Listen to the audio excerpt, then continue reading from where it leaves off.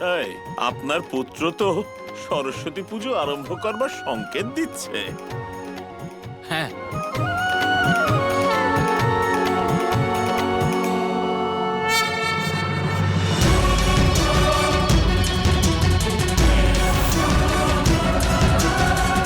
দাদা, এবার তাড়াতাড়ি গোকুলের অবসান আর বৃন্দাবনের সূচনা হতে চলেছে। অক্রুর, আমার ইচ্ছে করছে আমি যেন এখান থেকে গোকুলের লাগা আগুনের হলকা দেখি। তোমার সৈনিক শুভ সংবাদের সহিত কখন পৌঁছবে? আপনি নিশ্চিন্তে থাকুন মহারাজ, আমাদের সৈন্যরা সব ব্যবস্থা করে নিয়েছে। এতক্ষণে হয়তো গোকুলে সরস্বতী পুজোর আয়োজনও শুরু হয়ে গেছে। যে সুসংবাদের অপেক্ষা আপনি করছেন মহারাজ, তা যে কোনো মুহূর্তে চলে আসবে। আজ আমি আমার সমস্ত প্রশ্নের উত্তর চাই। যতক্ষণ আজ আমি আমার প্রশ্নের উত্তর পাচ্ছি না, আমি এখান থেকে যাব না।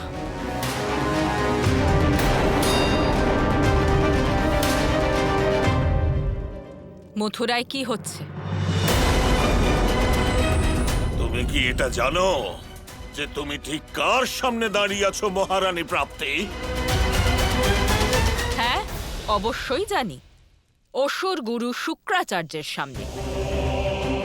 সেই গুরু শুক্রাচার্য যে নিজের চোখের সামনে সব কিছু হতে দেখছেন, কিন্তু তাও মহারাজ কংসের কোনো সহায়তা করছেন না।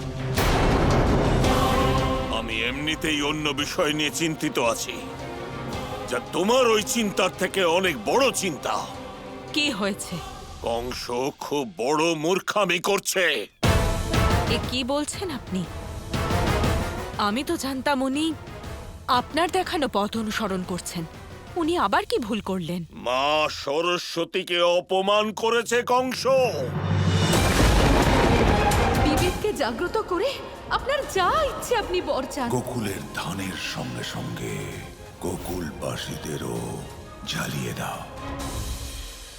জ্ঞানের দেবী হলেন মা সরস্বতী। জ্ঞানের মাধ্যমে সব সময় নতুন কিছু উদ্ভব হয়। আমি শুধু এই বিষয় নিয়ে চিন্তা করছি যে কংস যখন কোনো কার্য করবে অথবা কারুর সর্বনাশ করবার চেষ্টা করবে,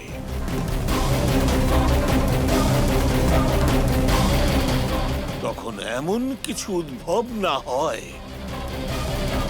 যা কোনোভাবে ওরই বিনাশের কারণ না হয়ে দাঁড়ায়। এই জ্বলনশীল দড়ি পূজাস্থল থেকে শুরু করে সমস্ত গোকুলে সবার চোখের আড়ালে বেশ ভালোভাবে ছড়িয়ে দেওয়া হয়েছে।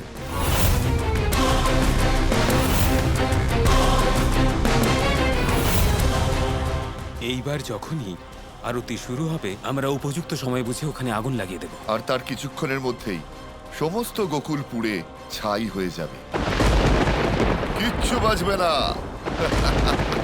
এরা আমাদের গোকুলে আগুন লাগানোর আগে আমাদেরকে কিছু একটা করতেই হবে। না দাদা, কে বললো যে আমাদের গোকুলকে আগুন লাগা থেকে বাঁচাতে হবে? এর মানে কি? আপনি শুধু দেখতে থাকুন দাদা। আপনারা সবাই আপনাদের পুজোর ডালার আয়োজন করে ফেলুন, আরতির সময় এসে গেছে।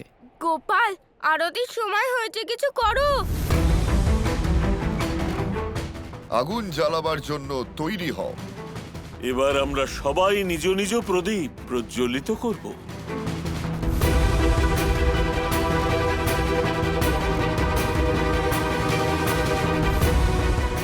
সময় খুব কম। আরতি শুরু হওয়ার আগেই এদের সবাইকে সুরক্ষিত জায়গায় নিয়ে যাওয়ার ব্যবস্থা করতে হবে।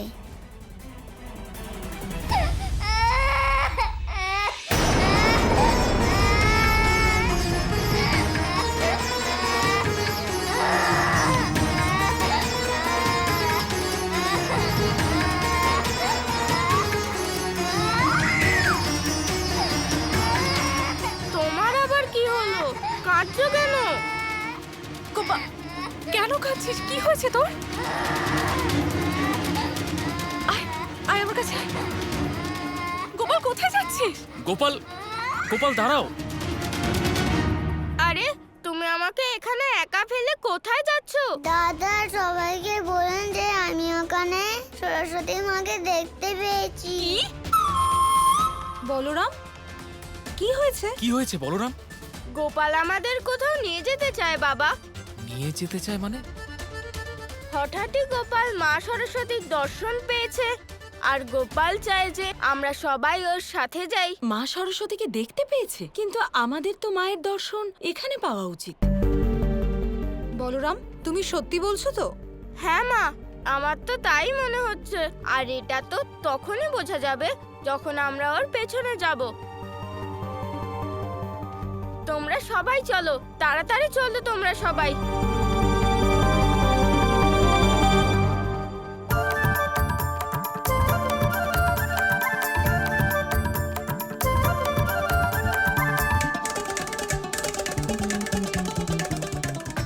গোপাল, গোপাল দাঁড়াও।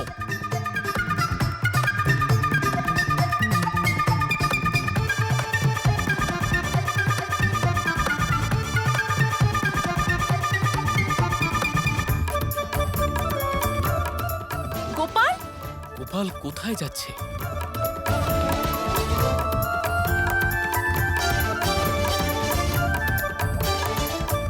এই তো দেখছি গোকুলের বাইরে চলে যাচ্ছে। কোথায় নিয়ে যাচ্ছে ও আমাদের? বলরাম, যাও কি ওকে আটকাও। ঠিক আছে মা। গোপাল, বলরাম, গোপাল,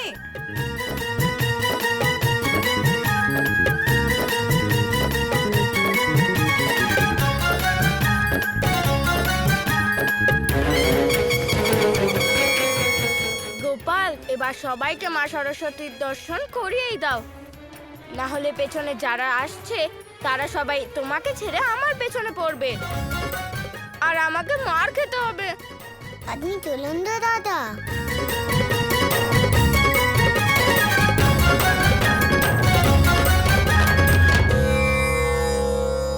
গোপাল আর বলরামও না।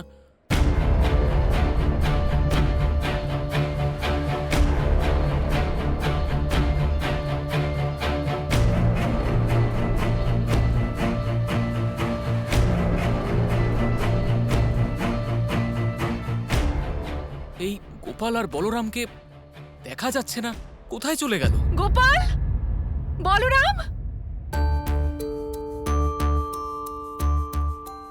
গোপাল, আমরা আবার গোকুলেই কেন ফিরে এলাম? আসুন তো দাদা।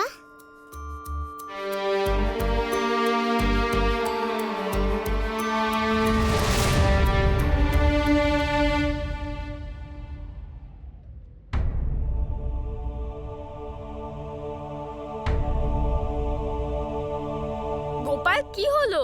তুমি দাঁড়িয়ে বললে কেন? নিজের বাড়ি শেষবারের মতো দেখছি। হ্যাঁ গোপাল, এই বাড়ির, এই গোকুলের কথা তো খুব মনে পড়বে। গোকুলের মাটির ব্যাপারই আলাদা। দাদা, সত্যি বলতে একটা বাড়ি মাটি আর পাথর দিয়ে নয়, বরং স্মৃতি দিয়ে তৈরি হয়।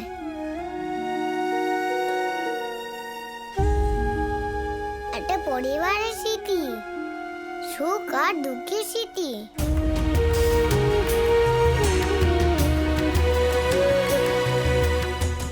এখন আমরা আমাদের বাড়ি আর গোকুল ছেড়ে চলে যাচ্ছি, আর সাথে করে শুধু স্মৃতি নিয়ে যাচ্ছি। সেই দিনের স্মৃতি, যেদিন বাবা বাসুদেব আমাকে গোকুলে নিয়ে এসেছিলেন। সেই দিন প্রথমবার আমি মা এই সুন্দর বাড়িতে দেখেছিলাম। মনে আছে, এখানেই আপনাকে প্রথমবার এই রূপে দেখেছিলাম।